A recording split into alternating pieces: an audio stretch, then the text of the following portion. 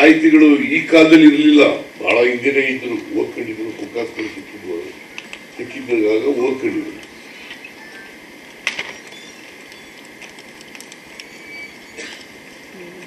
ವಿದ್ಯಾವಂತರಾಗದೆ ಹೋಗಿದ್ರೆ ಕನಕದಾಸ ಆಗ್ಲಿ, ಕಾಳಿದಾಸ ಆಗ್ಲಿ, ಅವೇನೋ ಇವೆಲ್ಲ ಕಥೆಗಳು ಕಟ್ಟಿರೋವೆಲ್ಲ ನಂಬ್ಕೊಳಕ್ ಹೋಗ್ಬಿಡಿ. ಅಕ್ಷರದ ನಾಲ್ಗೆ ಮೇಲೆ ಬಡದ್ಬಿಟ್ಟ, ಅದಕ್ಕೆ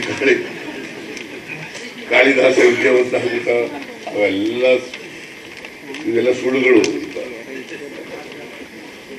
ನಾಲ್ಗೆ ಮೇಲೆ ಬರೆದ್ಬಿಟ್ಟ ತಕ್ಷಣ ಆಗ್ಬಿಡ್ತಾರೆ. ಆಗ ನನ್ನ ನಾಲ್ಗೆ, ನೀವು ಒಬ್ಬ ಅವಿದ್ಯಾವಂತರಿಗೆ ನಾಲ್ಗೆ ಮೇಲೆ ಬರೆಯಪ್ಪ ಹೆಂಗ್ ಬರ್ತದೆ ನೋಡ. ಕಾಳಿದಾಸನ್ ಬಿಟ್ರೆ ಆ ಥರದ ಕಥೆ ಎಲ್ಲರೂ ಇದೆಯಾ? ಅದನ್ನೇ ನಂಬ್ಕೋತೀವಿ ನಾವು.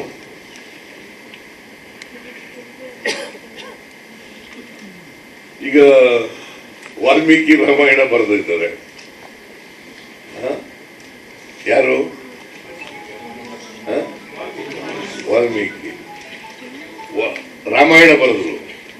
ಅವನೊಬ್ಬ ಎಂಥದ್ದು ದಾರಿ ತಲೆ ಹೊಡೆಯವನಾಗಿದ್ದ, ದರೋಡೆಕೋರ ಅಂತ ಹೇಳ್ಬಿಡು. ದರೋಡೆಕೋರ ಬರೆಯಕ್ಕಾಗತ್ತ? ಅವನು ಏನ್ ದೇವ್ರು ಇದು ಮಾಡದ, ಅದಕ್ಕೆ ಹುತ್ತ ಬೆಳಕದ್ದು. ಹುತ್ತ ಅನ್ನೋದು ಕೂಡ ವಾಲ್ಮೀಕ. ಅವನು ಅದು ವಾಲ್ಮೀಕಿ ಅಂತ ಹೆಸರಾಯ್ತು ಅಂತ. ಬಟ್ ಏನು ಕಥೆಗಳು ಕಟ್ಟಿಬಿಡೋದು.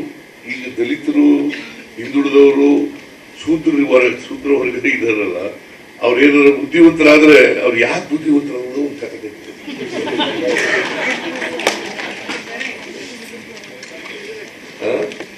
ಅವಕಾಶ ಸಿಕ್ಕಿತ್ತು, ಅವ್ರು ವಿದ್ಯಾವಂತರಾಗಿದ್ರು ಅಷ್ಟೇನೆ. ನಿಮ್ಗೂ ಅವಕಾಶ ಸಿಕ್ಕಿದ್ರೆ ನೀವು ವಿದ್ಯಾವಂತರಾಗಿದ್ದೀರಿ, ಸಾಹಿತಿಗಳಾಗಿದ್ದೀರಿ, ಚಿಂತಕರಾಗಿದ್ದೀರಿ. ಅವಕಾಶ ಸಿಕ್ಕಿರಲಿಲ್ಲ ಅಂತಂದ್ರೆ, ನನಗೆ ಅವಕಾಶ ಸಿಕ್ಕಿದ್ರೆ ಮಂತ್ರಿ ಆದ್ರೆ, ನಾನು ಲಾಯರ್ ಆದ್ರೆ, ಮಂತ್ರಿ ಆದ್ರೆ, ಮುಖ್ಯಮಂತ್ರಿ ಆದ್ರೆ.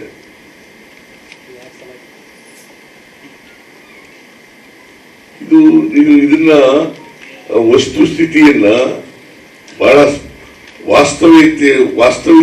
ವಾಸ್ತವಿಕತೆಯನ್ನ ಅರ್ಥ ಮಾಡ್ಕೊಳ್ಬೇಕು. ಅದಕ್ಕೆ ನಮ್ಮ ಯೋಚನೆಗಳಿದಾವಲ್ಲ, ಯೋಚನೆಗಳು ವೈಜ್ಞಾನಿಕವಾಗಿರ್ಬೇಕು ಮತ್ತೆ ವೈಚಾರಿಕವಾಗಿರ್ಬೇಕು.